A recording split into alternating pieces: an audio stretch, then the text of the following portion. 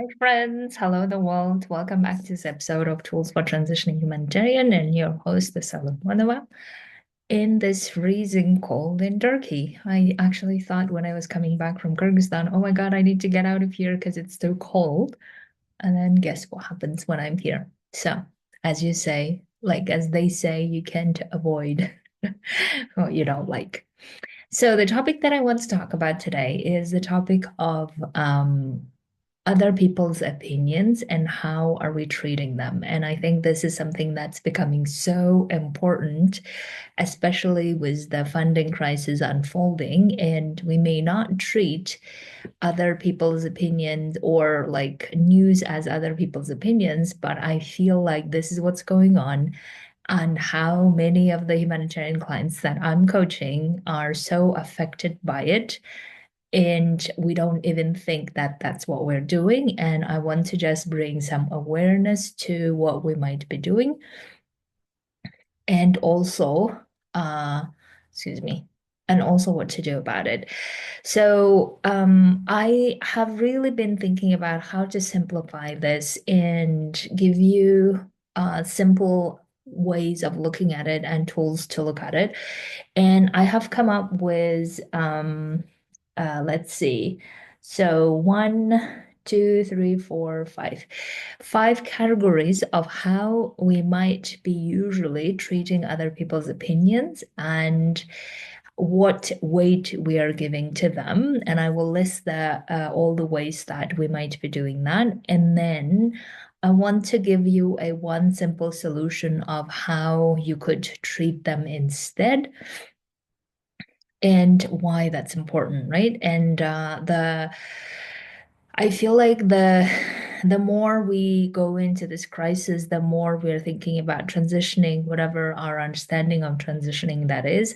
This conversation becomes crucial because we are often, as humans, tend to go for whatever the majority of the people are thinking and going with that instead of going with our own opinion and our own authority, and how that then affects our lives essentially. And that's really what I'm looking at and talking about. So I have seen, obviously, in my own life and in how humanitarian clients talk about, is that we tend to treat other people's opinion, whether this is our loved ones, our partners, whether it is our governments or governments of other countries, whatever it is, we tend to treat them oftentimes as authority. And that's what we might be doing that as well currently when certain politicians in power are cutting the funds, and we are making that decision mean like an authority type of influence or impact on us. And the way that we know that's how we are doing and how we're treating is by us telling ourselves, oh, that means I can't really go for what I want to.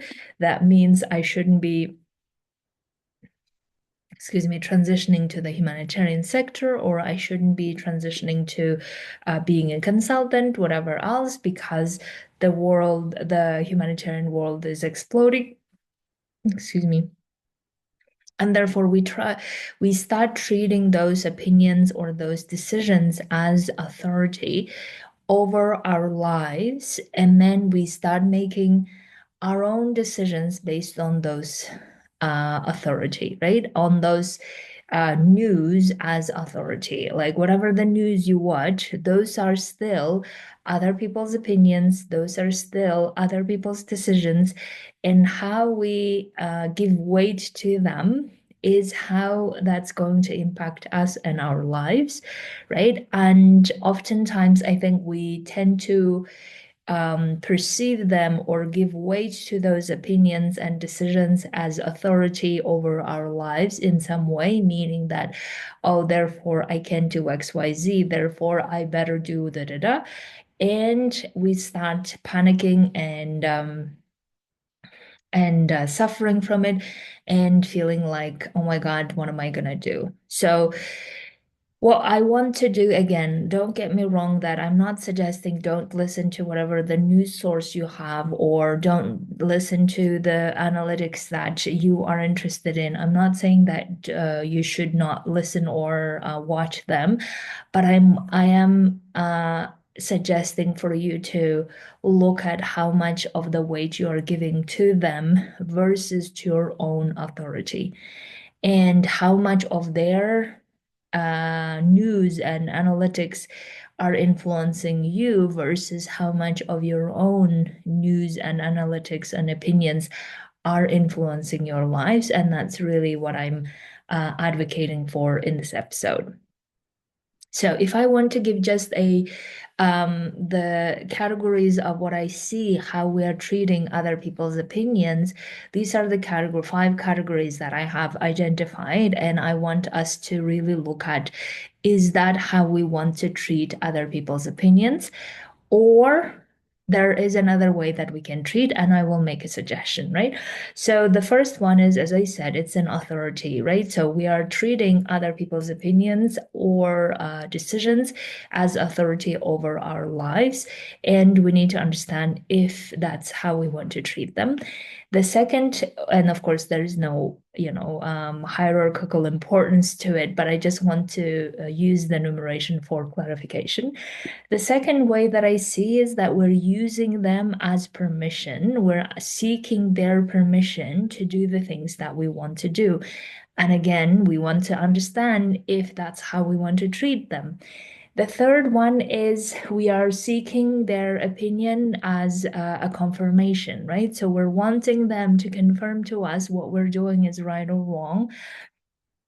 And we are wanting somehow assurance from them or somewhere to confirm or to validate what we are doing is right or wrong. And the fourth one is we're using them as a support, right? So we want to be supported as we are going through this, which again, I understand. But again, is that how we want to do things? And the fifth one, which is probably extreme, but I feel like we tend to do that a lot as well, is a way to feel bad about ourselves or to the way to feel like this is our fault. This is basically to beat ourselves up, and therefore we don't want to do that thing that we actually want to do, right? So these are the five common ways that we tend to use other people's opinions uh, to influence our lives. And let me get into the details of giving you examples of different people or myself so that you can really start seeing how we might be doing that on daily basis even, but we're not aware that that's what we're doing, right? And especially when it comes to transitioning, this is definitely what we're doing. So, if I'm treating other people's opinions as authority, the example would be, so let me give you the example from another crisis during the COVID times, right? As you know, or many of you know, that I have transitioned out of the UN during COVID times when the peak was about to start, and I have submitted my resignation. I think in April 2020. March is when everything started and shutting down, and April is when I have given my notice that I will no longer work for UN. And my decision to do that has been taken 2019 October. So therefore, my decision had nothing to do with the COVID. I have made the decision prior to it because of reasons that I keep talking about. One of the main reasons that I didn't see the results of my work that I really wanted to see, and therefore I decided to leave. Now, at that time, uh, as I was transitioning, and I was actually also during COVID times when the world shut down, I was traveling the most in my life. And that's just ironic.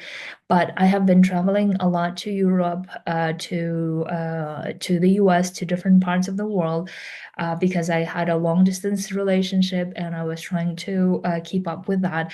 And at the same time, I was traveling to home to be with my loved ones.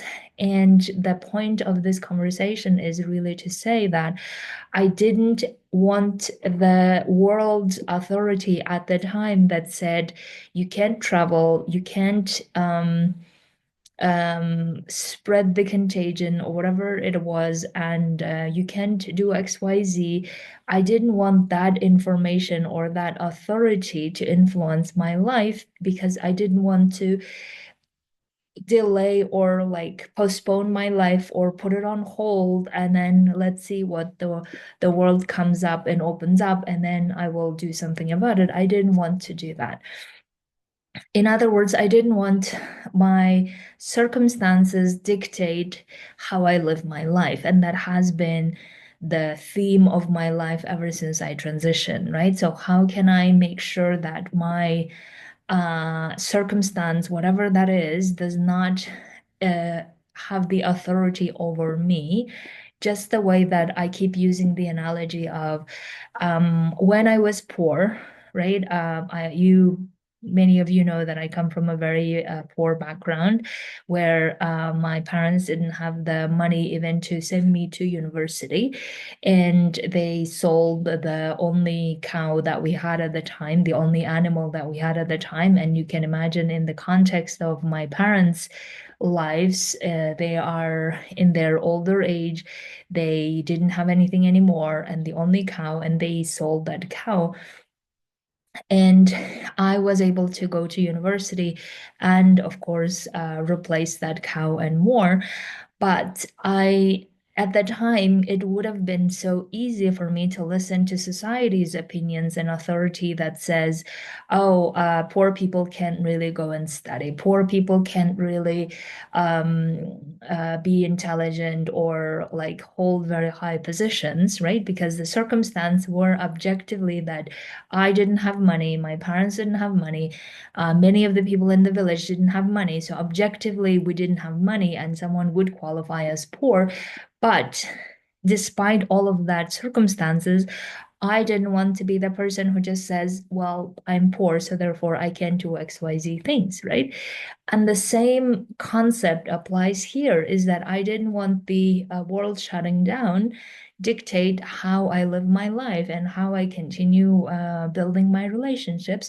And that's what I mean when I say that how or whether we are making other people's external people's opinions, decisions, whatever their authority they have over their jurisdiction, how we might be making that mean that we cannot do XYZ thing, we cannot transition to what we want, we cannot go for the job that we really have been wanting because the circumstances are deteriorating. And that we need to be careful about whether that's how we want to treat those circumstances, excuse me, as authority, or we treat the circumstances as a way to understand and inform our decision in some way that we want to, or not take them into account at all and keep going for what we want to. And that's exactly what I did during the COVID times. Is not that I wanted to spread the COVID or anything, but I also didn't want the 2 years of our lives to be spending on quarantines and on things of how I can do XYZ things that I love in my life. And instead, I kept going for what I can within the restrictions that were available, still continue doing what I wanted to do. So that's why when you are reading the news, when you are reading about all the ways how things are bad, think about it. Is that how you want to treat that information? Give so much weight to that information to a point that you are telling yourself you can't go for what you want to, or you want to use that information as a way to strengthen how you are the person who can still go for what you want because you are the authority of your life, and not those news or those events and circumstances that are happening around you, right? So my suggestions throughout this episode is how can you use your own opinion, your own desires, your own plans and missions as the authority over your life instead of letting those circumstances be the authority over your life. So that is the first way, that the common way that we might be doing this, and we actually need to question whether that's how we want to be doing. The second way that I said is where we tend to ask for permission. And I think this is something that we may not even aware that that's what we're doing. And we may not even think that that's what we're doing, but we are doing that. And the common ways that this has shown up, and of course, it may not be your story, but this has shown up, is when we are in partnership. And in a partnership, whether it's a spouse, whether it's a partner, whether it's with someone very special, whoever it is, we tend to. So the classical example that I have seen is we tend to want to go for transitioning to doing something of our own. We don't want to be working for the humanitarian sector anymore, and we want to really like go wild on pursuing what we've always wanted to pursue, whether this is writing a book, whether this is something that we want to work from home, whatever it is that we want to pursue. And then we discuss it with our partner. And then if the partner says, oh, I don't think that's a good idea, I don't think that now is a time to do that. I don't think that you should be even considering how everyone is freaking out with their job loss.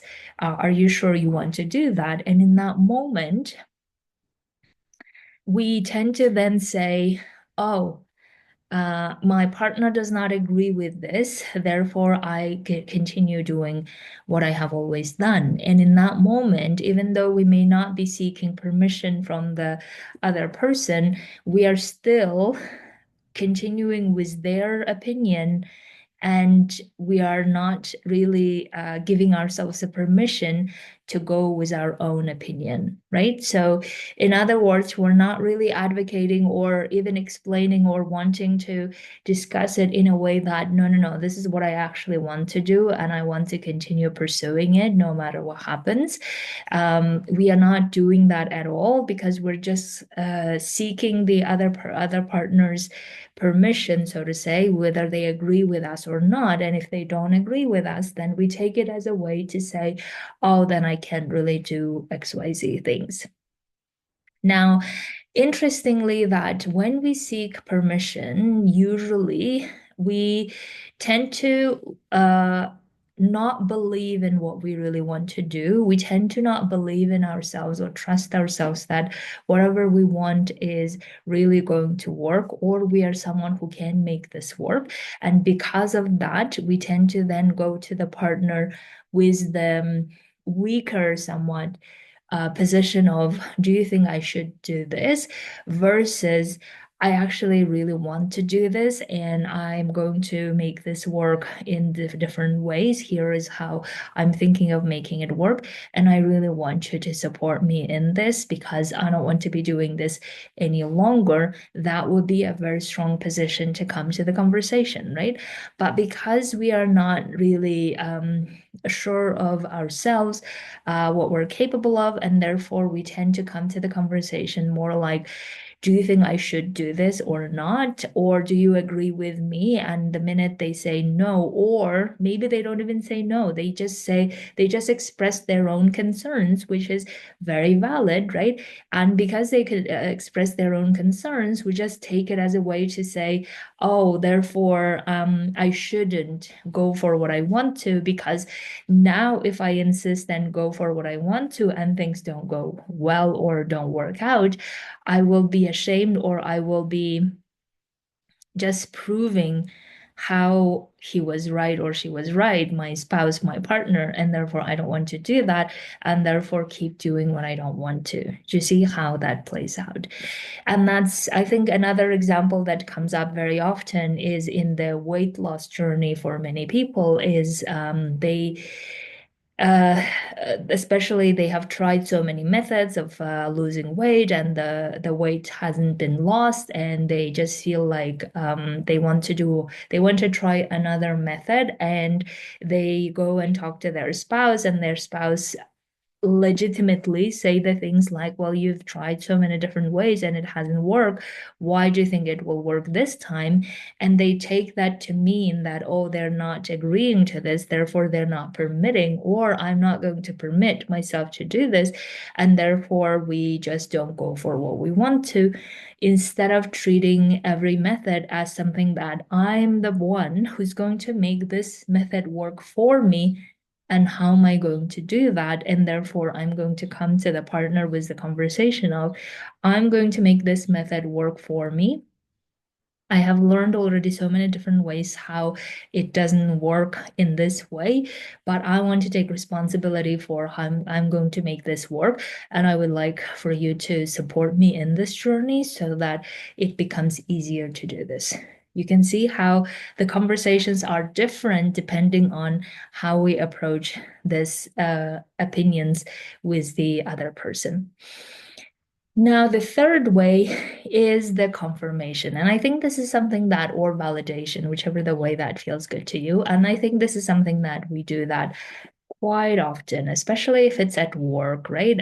With our managers, with our supervisors, with our senior managements. We tend to, um, excuse me, go for a confirmation or validation that what we're doing is right, what we're doing is uh, how we're supposed to do and all of these things. And then if we don't get that validation or confirmation, what we tend to then do is we tend to feel very upset about what we're doing or how things are going. We tend to blame them for how they're not giving us the validation that we want, or we tend to feel very bad about ourselves or about the job, and therefore it just feels like, what's the point? Right? And in these moments, I really want us to look at, why are we seeking for validation, right? And this is something that I have talked in other episodes in the past. So therefore, I'm really wanting us to look at it from the perspective of, when we are seeking, like when we're treating other people's opinions, how do we want to treat them?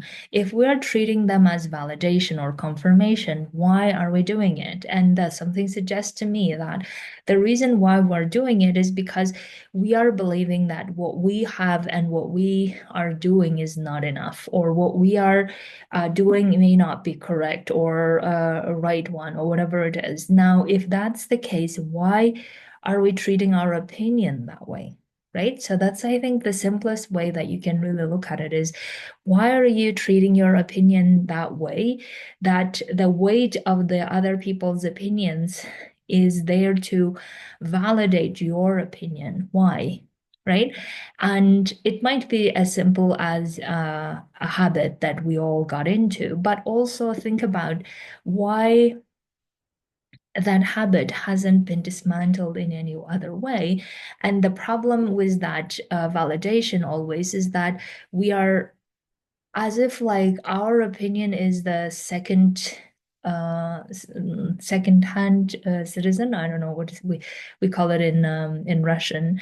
As if like our opinion don't count as much unless we get a confirmation. And is that how we want to treat our opinion, right? And I think that's a very honest conversation that we can have with ourselves. And the way that I have treated my own seeking for validation sickness is really, I would call in my own case, because I just felt like I can't function without other people's validations. And to a point that I would get so burned out at some point that I would go to a hospital. And then I realized, why am I seeking their validation? Even though my goal is that what I really want to do is, at the time, I really want to work with refugees, with displaced communities, and I want to do everything that I can within my power to serve them, to support them. And if my superiors or senior management didn't support or validate me, so what? right? It's not like I'm doing anything illegal. It's not that like I'm doing anything outside of the strategy that we all agreed on. And therefore, I don't want to be sitting around and keep seeking their validation of how great I am doing or how, because then it becomes a bit about myself and about them rather than about the people that I'm serving. Right. So therefore, I decided that, okay, whatever I'm doing for the people that I'm serving, I'm doing it for my own sake, meaning to feel good about myself or contributing for the solution for these people. And I want to feel good about doing it. I believe that I'm doing the right thing according to the strategy. And if my superiors confirm and validate and praise me, amazing. But if they don't, I'm not going to suffer from it anyway, because I believe enough that my expertise or my way of doing things are the right ones. And if they're not right ones, they will let me know. And I will continue doing this for myself and for the people that I'm serving. And I don't want any more validation to confirm, which keeps eroding my confidence in myself as a professional. Because if I keep seeking validation from others, I just keep confirming to myself that my professional opinion is not to be trusted. So let me get a lot of other opinions to confirm my opinion. And the which one is it? Is the fourth one is where we seek other people's opinions as for support, right? And I hear you, I understand, and I think that's a very human thing to do. But I really want us to also think about, if there is no such support, what are we making that mean, right? Are we making that mean that we cannot go for what we want to? Or we're making that mean that it's fine, even if there is no support, I'm going to go for what I want anyway, right? And that's the important distinctions that I really want us to look at it is, so for instance, let me share um, like my husband. Let's say that my husband um, decided not to support me in something that I'm doing. We somehow have this unknown or unspoken, or I don't know, I don't think we've ever discussed this, but there is this assumption behind, from his side and from my side equally, that even if he does not support me in this particular thing, even though he's a very supportive husband in everything that I do, but let's say if he didn't support in this particular thing, we still have the understanding that I would go for it anyway, right? This is just I don't know, this is just how we function. And it wouldn't ever occur to me to interpret his lack of support to mean that I shouldn't be doing this, or his lack of support to mean that, oh, maybe I should doubt what I'm doing. It wouldn't occur to me. But of course, I came to that after a long time of being in so many different relationships that didn't work for me. I came to this relationship knowing what are the things that I want, what are the things I don't want, and therefore that a relationship has built in that way, right? But I can also see that I have some humanitarian clients who tell me that I don't see that support from the other person, from their partners. Therefore, I'm doubting whether I should be doing this or not. I'm doubting whether I really have what it takes, right? And what we are doing in that moment is we're using their lack of support as a reason to doubt ourselves, as a reason to second guess what we are wanting and doing. And the question is that how we want to treat their lack of support? Right? Is that how we want to treat their lack of support? And maybe that you do. And if you do, then I would like for you to think about why you do that. Why do you use that as a way to doubt and second guess yourself? Does that mean that you were doubting and second guessing already beforehand, and now you are using additional confirmation from the partner as a lack of support, and you're just using it as an additional reason to say, oh, do you see, I was already doubting and second guessing myself. Now that I see that there is no support from my partner, that means it's additional confirmation that I shouldn't go for it. And if that's what you're doing, then why are you doing it, right? In other words, why are you gathering evidence to show to yourself why you can't go for what you actually want to? Because that is a self-sabotage, right? And that's really what I want to warn is I think we tend to use that so often that we say, oh, I see these confirmations from everywhere that keeps telling me that I shouldn't go for what I want to, even though that's what we said, that's what we want to. Then why are we gathering evidence to show that we shouldn't?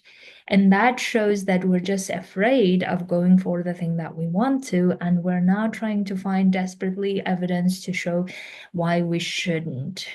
And that's how we give in to our fears, and that's how we become victims to our own fears.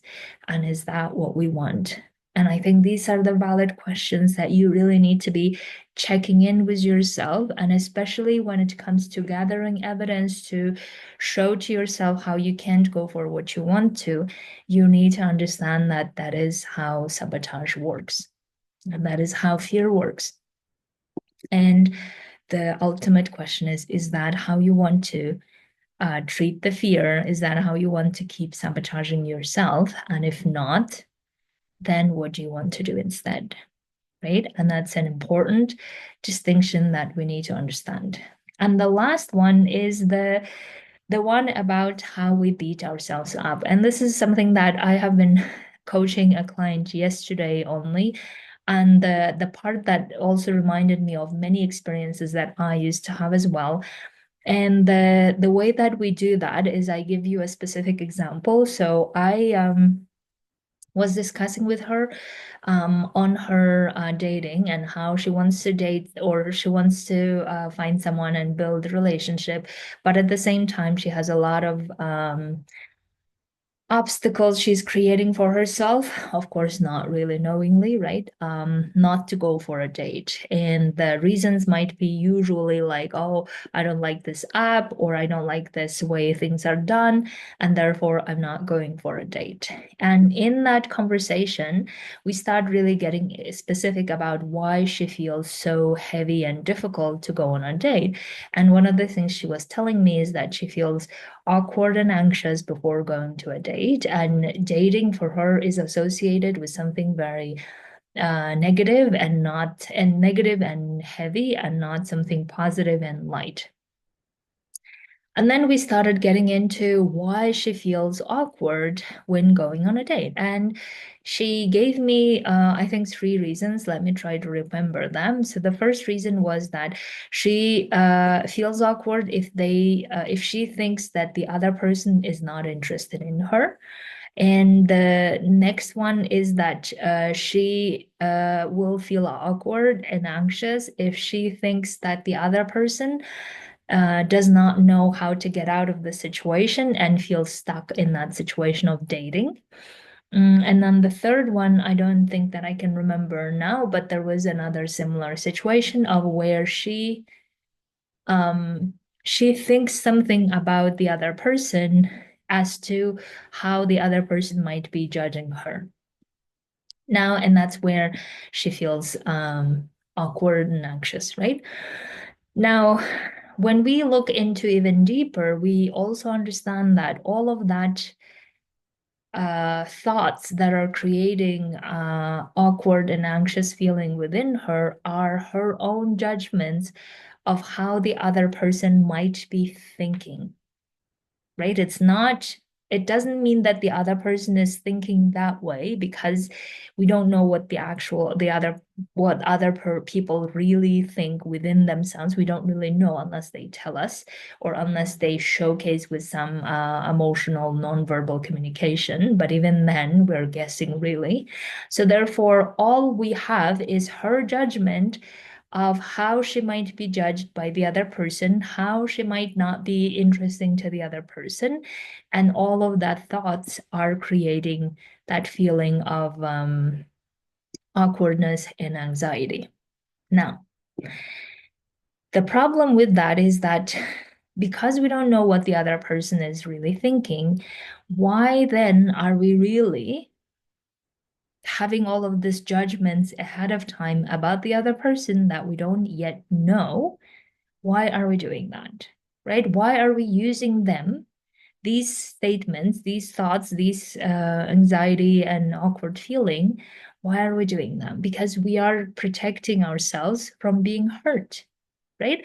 Our fear is a beautiful emotion that helps us live life. And our fear also does not want us to get hurt emotionally. And probably our fear also relates to excuse me, to the experiences that we had in the past, and therefore it's protecting us, and that's very normal.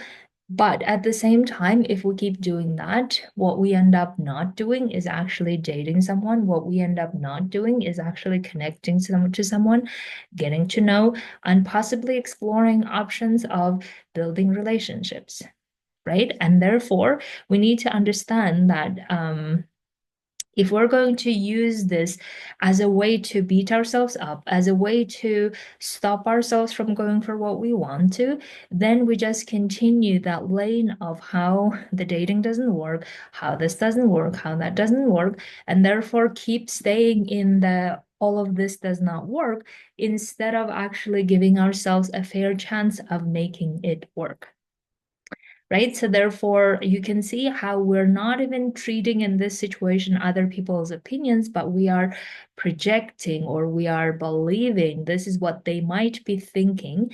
And then based on that, we are coming up with our own conclusions of how we shouldn't go for that date, how we shouldn't go for that transitioning, how we shouldn't do XYZ. And we just fail ahead of time. We just refuse ourselves ahead of time. We just stop ourselves ahead of time before going for what we want to. And that might be happening not only in the dating scene, obviously, but also in the transitioning, right? So we might be even thinking like, oh, if I say that I want to go for something else, for another profession, and my partner says, are you really serious when we are paying the mortgage, when we are taking care of the children? How irresponsible you must be. We might be thinking that's what the other person is going to say, or other person is thinking, and therefore let's not even go and bring this up, and therefore let's not even try to go for what we want to, and therefore keep where we are, keep where I don't want to be, keep where I really want to get out, but I don't know how, or I feel stuck, and then continue living that life. And that's what I mean by beating ourselves up with the opinion of others, or with the opinion of others that we believe are their opinions, even though we don't know if that is the case. And that's how we stop for going for what we want to. And all I want to do and suggest in this episode for you to think about is that how you want to treat other people's opinions. And while you're treating other people's opinions that way, how are you treating your own opinion, your own desires, your own plans, your own visions, and where you are putting that weight? And should you be really putting that weight in other people's opinions, or at least give yourself a chance to give your own desires, your own opinions enough or more weight than the one that you're giving to the others, to see how that impact your life? And if you'd like to work on this, come coach with me. I have some individual spots open. I would love to coach you in that setting to help you really know how you can give yourself and your own opinion and your desires so much authority over anyone else's, so you know how your life changes to the better, the way that you can imagine. Have a beautiful week, everyone. I'll speak to you very soon. Bye.